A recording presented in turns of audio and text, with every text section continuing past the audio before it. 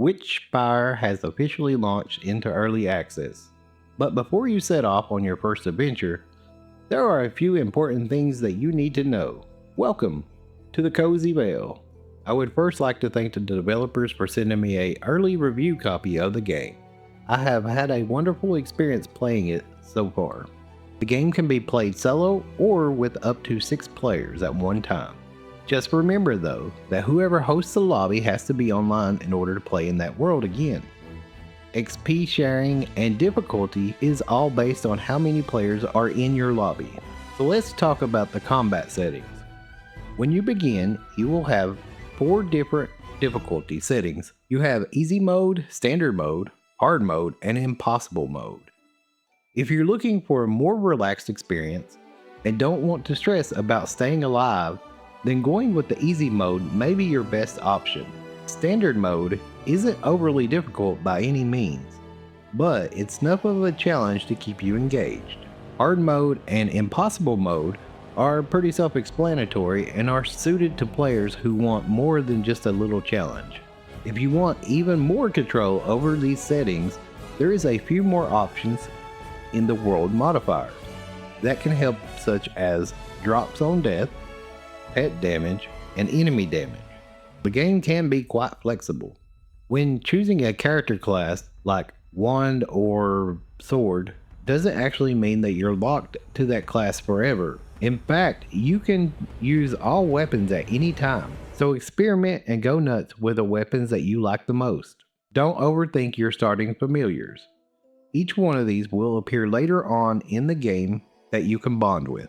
Speaking of which, there are currently over 30 different familiars that you can bond with, and each one has their own rarity. You have the normal ones which just display a name, you have the rare ones which have a blue icon around their current level, you have epic which have a purple ring around the current level, and we also have legendary which have a orange circle around the current level.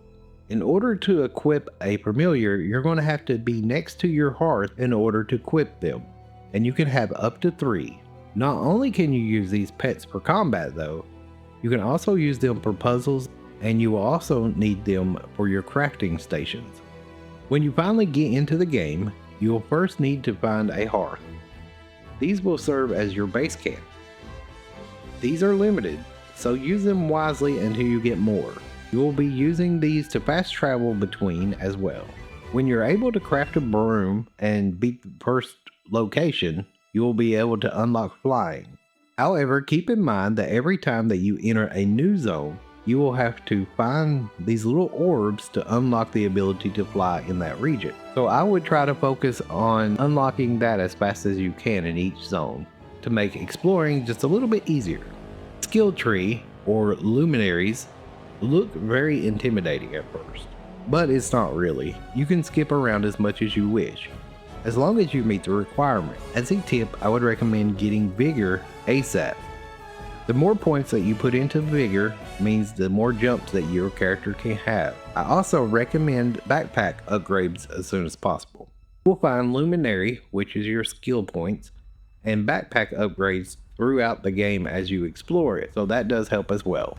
If you're unsure if you meet the skill requirements, hover over the skill you want to unlock.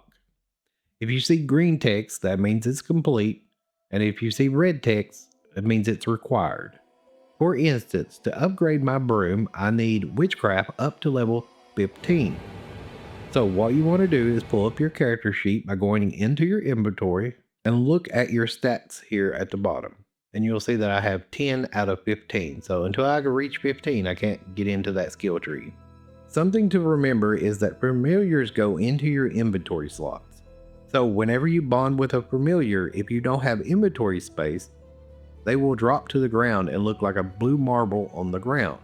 Yeah, I kind of forgot to pick up a lot of these on the way. A quick tip for bonding. I would recommend that you only bond with a couple early on, and come back later on to get more, as incense doesn't last very long. So rounding up just a few of them and one-shotting them while you drop your incense gives you a greater chance of bonding with more familiars, and also gives you more of a chance to. There is also XP potions that drop throughout the game. These can either be used for your character to level up, or you can give them to your familiars to level them up. And that's all I have for now. So hopefully this video will help you get started in WitchSpire.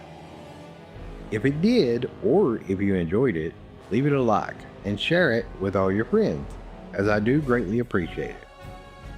Also, if you want to see more guides, subscribe to the channel. And until next time, stay safe, stay cozy, but most importantly, have fun gaming.